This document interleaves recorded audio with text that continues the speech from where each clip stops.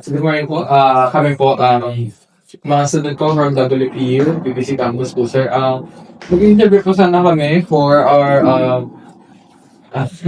major subject po, Assembly 104. So, sabi ko ni ma'am, it's very casual ako. So, hindi po sana kahit sir ma-pressure.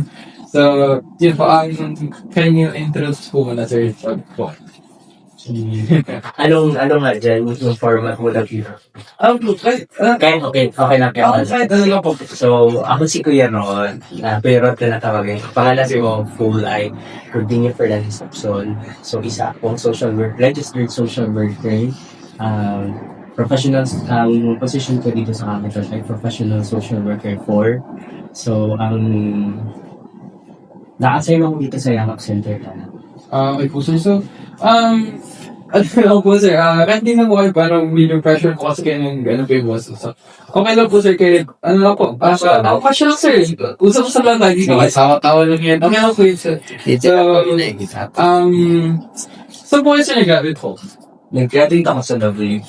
Ay, nag-graduate kayo rin po? Bento License ako. So, 2024 kami. ano niyo po ba sila, kuya, NS yung normally po? Hindi. Ay, hindi po. Actually, pa din po. Okay. So, kilala niyo po si Ma'am Jeff po. Kasi, Kaya po pala kanina sabi niya. tama ka lang. Kaya lang. So, ito po sir. So, pangalawang question po namin sir is, ano po yung main function po ng team niyo po? So, dito sa Yakap Center, ang pinaka-main function namin ay kami talaga yung parang nilalapit namin yung mga services na gobyerno sa tao. So, either medical identifier, education, basta lahat ng problema na pwedeng isipin na problema na pwedeng ilapit sa gobyerno. So basically sir, parang ano po kayo, ang landay, ano po ako, parang marami po kayong functions po dito. So, ganda. Hindi rin po ba sir na, na parang, ang tawag yan, na-overwhelm kayo sir sa ano ba, may leads sa part na to, may nagtatanong, ay nag-require about medical, leads sa part na to, may nag-require about sa iba pang mga services. Parang hindi rin po ba kayo sir na-overwhelm sa mga ganyan. Yung pagiging overwhelmed, palagi. Diba? Yung So, araw-araw kasi ganun. Totoo yun. Hindi lang siya, example.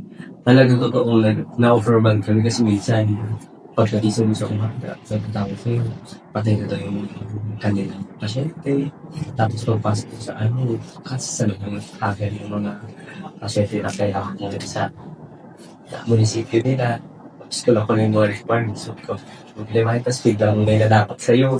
May naman, kailangan sa hospital din. So, parang natural na Parang natural na lang po siya. Ano na rin po kayo nasa araw-araw.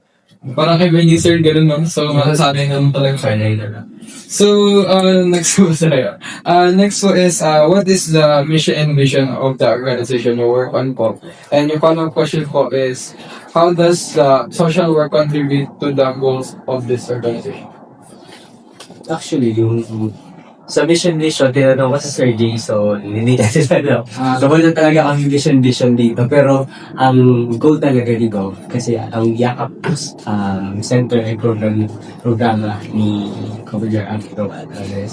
So, ang pinaka-vision na pinaka-goal namin ay malilapit yung servisyo. Yung pinaka-problema ng tao, kailangan solusyonan. Yan ang kaya dilapit namin sa tao yung servisyo na kailangan nila. Yung base po sir sa pagkakasabi ko ni Ma'am din po, may mga Yakap Center na rin daw po ba sa mga hospital po?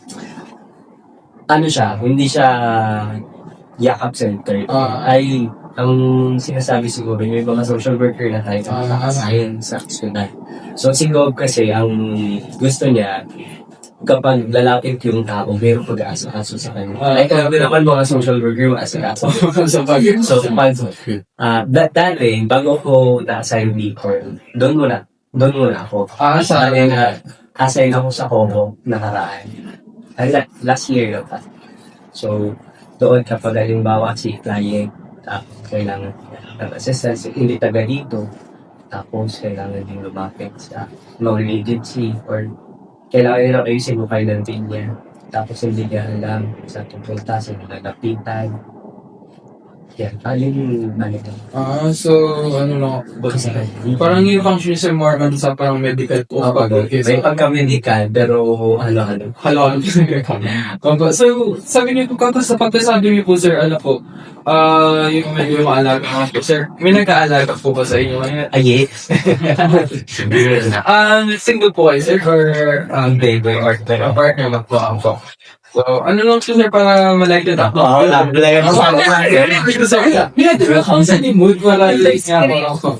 So, next one, sir, is, what are your current responsibilities and tasks in your current field as a social worker working in NGO as well as other tasks? Nasagot na rin naman nata to, sir, naman nata kanina. So, eto po, sunod na lang tayo. What are the challenges or hardships that you've encountered in your work and how do you handle it? Wala pa. Mabigat-bigat yun eh. Kasi, minsan, yung mga challenge, kasi diba, yung yakap celebrate kung problema yung minsan nakala ko, okay lang ako. Ganun minsan, hindi ko napapansin na dadala ko pala yung problema ng client ko sa bahay. So, may mga times na, syempre tao na tayo, mabibigay daw kita. Kasi, parang ka-outcast client ko pag hindi mo nabigay yung kailangan na hindi na. So, yun yung, mahirap sa amin na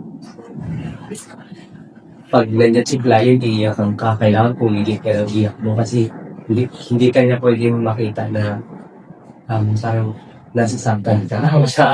Di ba bawal natin? So, yun yung mahirap. Tapos, para na-overcome ko siya, katatagal ko siyempre. Tapos, pag kung nalaman tapos, pag gusto kong iiyak siya na, niiyak ko sa bahay na lang. Sa bahay. Kasi sir, sa profession po, ninyo or sa rush natin. Kaya, di ba sir, medyo strong kasi siya na kasi. Minsan, sa totoo lang, sa akin kukuha na lakas yung client. Lalo na ba, yung mga namatayan. Diba? Kasi na hindi nila alam yung kagawin nila. Tapos, alam mo yun, pag may mga time kayo na lalaki sa'yo, hindi na nila alam yung gagawin nila. Tapos, parang pagkausapin mo, ang layo na lang sagot, ganyan. So, kung hindi mo siya intindihin, talagang mas mahirap ka. So, yun naman po sir, kung kakasabi mo. Actually, sir, yung problem ko na yun, sir, na-share din po ng isa namin teacher na sabi na po na nag-feel nga po si Ma'am Tin, di ba yun si Ma'am Tin? Ay, Christine ka. kawalin ko sa inyo. Opo, Sabi sa kanwas. sabi rin po siya na, sabi niya po, yun na nga po na yung mga, yung mga problems daw po sa work, is dadala mo rin sa bahay, so may mental health kasi po siya. Yun nga po, sir, same na din nga po kayo ng kaya naalala ko lang po siya sa inyo ko lang po. So, sir, pang ganun po ba, sir, ano pang, like, i-injure mo na lang po talaga, or like, Kaya ko siyang labas. Oo nga po sir, hindi niyo po ba share sa partner niyo? Or Sinasabi ko sa kanya, tapos lang. Iyak na ako. Ganon. Parang, di ba, tulog. Ganyan. Tapos, bigla ko naisip. Tapos, umiyak ako ng iyak malala. Parang feeling ko namatay. Parang gano'n. Tapos, tingin mo iyak. Tapos mamaya pinapakalong ko lang din sa akin. Tapos after yun, pagkising ng jowa, kasama sa team. Kaya kasi sabihin mo, po sir, kasi ang mo. Nga daw po yun. Sobrang hirap din nga po sir sa part nyo kasi sobrang dami nga po ng mga clients pa. Yun nga po same sir yung nila, di ba yung parang intensity ng mga problems nila. So kahit siguro ko sir, parang isa lang ata yung account. So, to continue na lang sir, ito po, what inspires you in the pursuit of social work, or especially sir yung team nyo ngayon? Actually, hindi talaga ito yung gusto ko dahil. Parang, sige, sila sir. Yes, sir. Same. So, sabi ko mask ko kasi wala lang. Parang ang cute. Ito mga mask ko natin. Tapos, ikwenta ko nga. Sige, sir, may upod mo first. So, yung gusto ko mask ko before. Tapos, sa PSU pa nun. Kasi, ay, 29 pala. 29 niya pala. Okay, so, yung uli na yun. So, parang 2013 na yun. Nag-stop ako to school like college.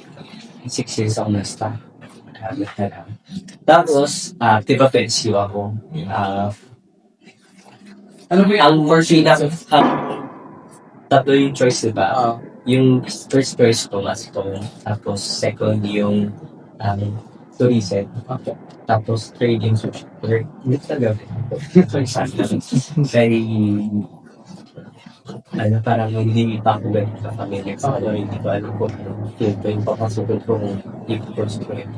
So, dahil hindi ako, walang slot sa match ko, tapos, na-realize ko din na hindi ako pwede sa tourism kasi mali ako. Kasi kung flight natin, ganun, kaso nung hindi kaya na kahit. So, nag-first experience ako yung nag-social work ko 2013 yan. Then, nung nandun na ako, mga bouncy-bouncy. Ako kasi lumaki ako na hindi ako broken tongue, pero yung family ko nag-struggle dahil sa violence sa anak. So, papapuntatin na ako yung nanay ko pala sinasaktan. So, isa yung dahil sa pag-take on of social work, mas naintindihan ko siya. So, sabi ko para sa akin ito gusto ko kulit sa inyo, sir, first. Tapos sabi ko, saan itutuloy ko to para baka someday makatulong ako sa mga tulad ng mga anak. Ano mo yun, hindi na nila kaya i-encourage yung mga kalas sa level. Kung kaya nila maniwagan, diba? Or kaya nila mo sa level sitwasyon. Yun yung nagano sa akin. Mga anong year age na sir na na-release na asap nyo? Kuhaan sa akin talaga itong course na to. 20... Anong year kayo na po? Second year? First year. Kasi pala sir. Tapos nag-stop ako kasi may apamboy kasi hindi free tuition room. Sa bagay pa po. Oo. Alam niya, kaya Sister Roch. Sister Roch. Sister Roch yung na-interview sa akin. So, pwede ko yan sa akin. Umiyak pa yun ako kay Ma'am Joanna. Kasi tinanong niya ako one night, sabi niya, pakinto ko ng section points of kinig ko sa aking experience. Nasa nung ba? Yes, really sorry. Tsaka so talaga, ako ay isang social worker by heart. Kasi yung, diba hindi ko, ang sabi nila, magaling tapos sila social worker. Yaw. Pag content yung ka na, tsaka mo sa puso mo talaga, yung puso mo talaga yung profession mo. Tapos pag tumutulong ka, Yun nga po sir, yung parang unbigay sa inyo sir. Marami nga pong problema, di ba po? Pero pag tumulong kayo sir, di ba parang napapapil kayo inside, parang iba yung fulfillment pag tumulong ka sa tao, lalo na pag alam mo yung tao talagang wala din. Hindi kaya. Okay sir, next po natin ang question. Okay na po yun sir. Uy, nasana ako eh. Kita ako sa mata niyo. Ito po, can you give us insight on your motivation and fulfillment as a social worker working at that field? Motivation and fulfillment po. Yung motivation ko rin. Yes sir, motivation. Ang motivation ko lang araw-araw yung mga client ko. Ay, first muna yung family ko syempre. Diba, hindi naman tayo nag-social work para yung free lang. Diba? Syempre may bayad tayo, no? Tapos, aside doon, yung pagtulong ko talaga sa mga client ko na tulong ko as a social worker. Ano na lang yung tattoo? Yung Motivation. motivation and fulfillment as a... So, yun lang naman yung fulfillment ko kung nakatulong ako. Masaya na ako. Tsaka sa yung bayad, di ba, sir? Kaya ba yung fulfillment kayo na magandang trabaho? Okay po. So, continuing po dito, can you share at least one memorable experience or success story throughout your journey as a social worker? In this field po. Social worker in this field. Wala pa masyado kasi bago pa lang ako. So, limited pa lang yung Pero sir, may mga ano po kayo na mga success story, yung mga na... siguro pag napapalabas ko yung kliyente ko sa hospital, yung mga, kasi may, siguro yung ano na lang, yung may client ako before na alam ko wala siya. Tapos talaga siya, pag pumunta siya sa akin, nag-iiyak siya lagi. Tapos sabi niya, sir, yung pasyente ko gusto na makamatay, gusto na magtalag sa akin. Ganun, so pinapakalakas ko yung loob niya. Tapos hanggang tinulungan ko siya hanggang sa cerebrilling namin yung bill niya sa ospital. So nakalabas sila. Siguro yun isa. So, magbibilang pa ako ng mas marami.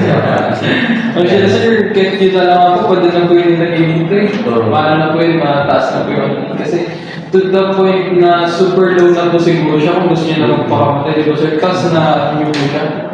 Like, very, ano po yun na, sir, na achievements po, very high po para sa akin. Kasi, pag yung mental health po talaga, sir, lalo na ngayon, sir, super dami po yung nagpapakamatay, nag-suicide. So, para makahelp po kayo ng isang tao na hindi magawa yun is very admirable na po siya sir para sa akin. And next po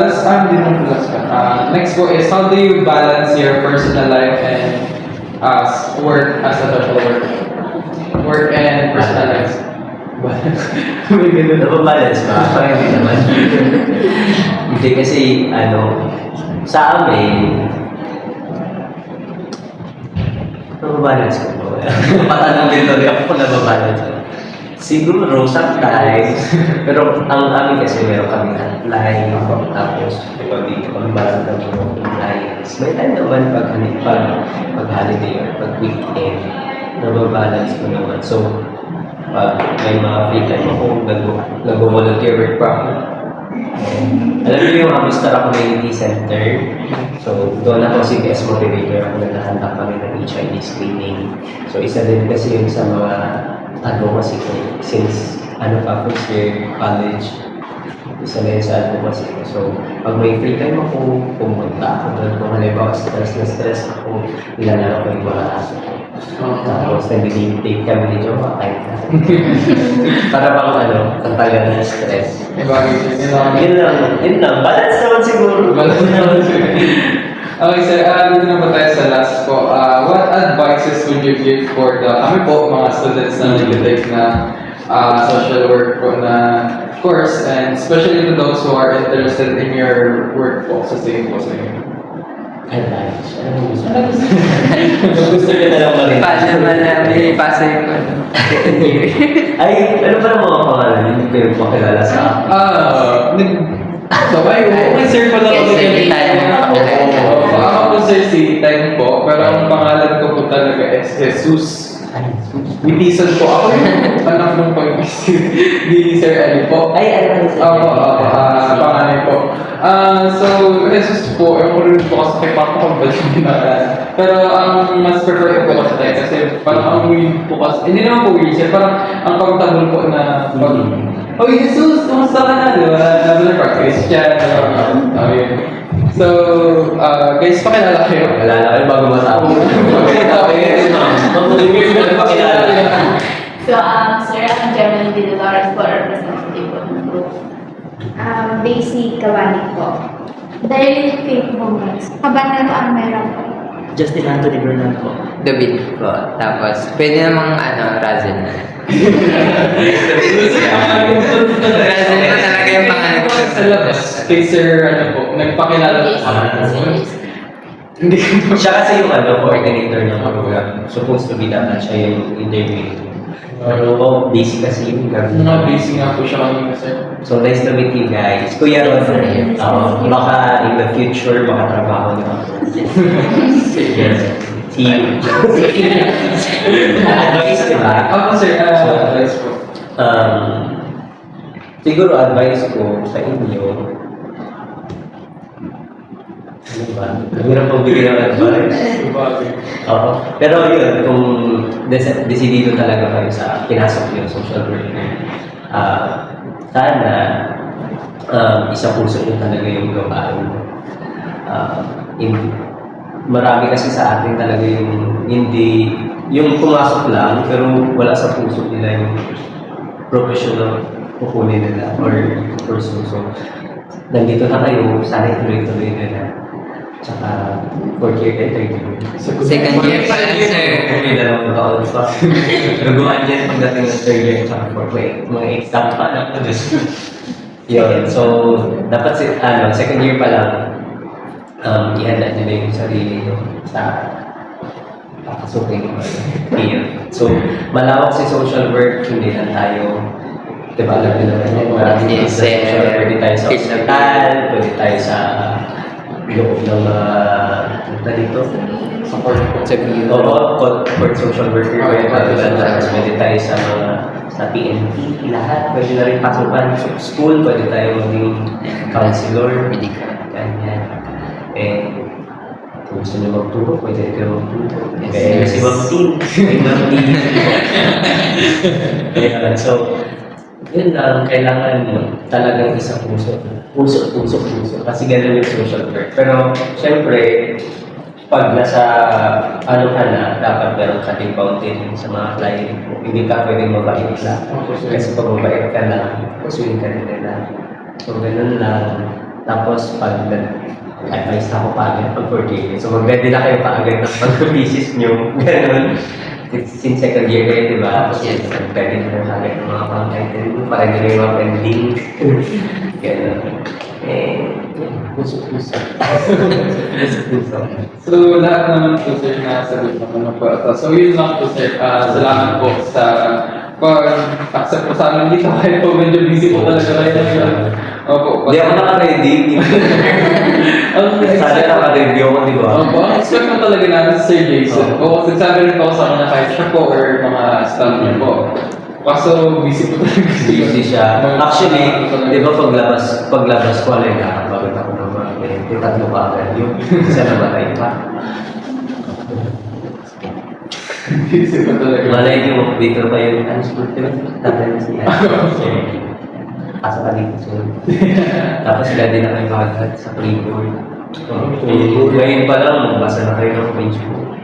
Tapos kasi basahin nyo ng 3 beses para makanan. Sige po, sir. Baka may tanong pa kayo. Ako, sir, tanong ako, sir. Part-timer ba dito? Part-timer. Job important is that full time. Kasi, sir, yung sa mga sa summer po, may mga, Opo. sa mga estudyante. Estudyante na pwede magpatrabaho. Tanong ko kay Sir Jason. Sir Jason, sa ano namin. Kung meron, sabihan namin kayo. Tanong ko sa Sir Eli. Sige. Malik pa na ngayon. So, ano may tanong ko? Masaya sa field pag nasa ano na kayo. Masaya na challenging na mix. Iiyak ka, natawa ka. What is, Halo na. So, yun lang po, sir. Pwede po kami, sir, maghingi pa ng picture po. Sama picture? Di sama ba na Sir Jason? Ay, ako kung okay din siya. busy. Ako din ako siya busy. Salamat po. Salamat.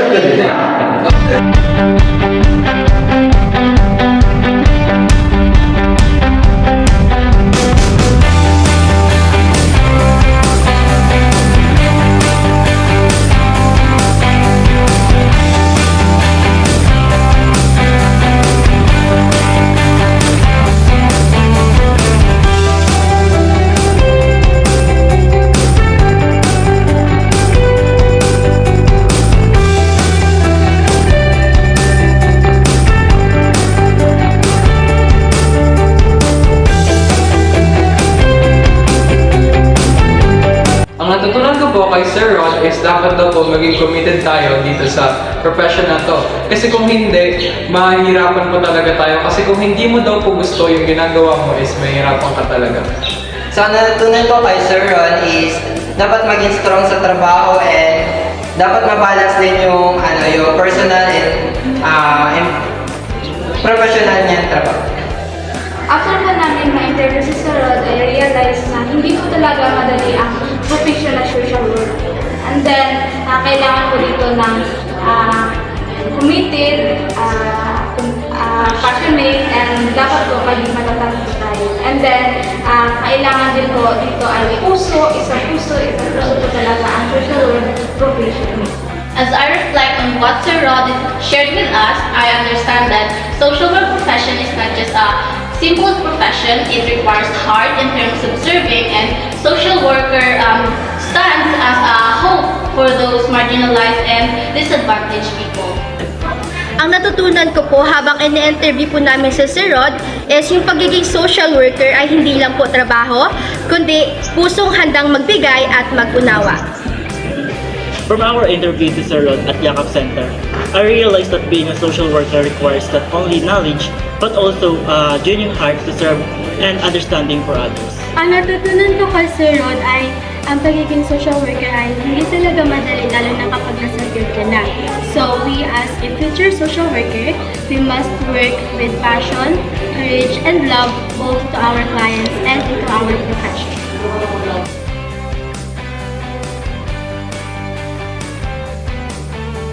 Social work profession is not meant for everyone. It is a calling and it requires heart, passion, dedication, and care for others.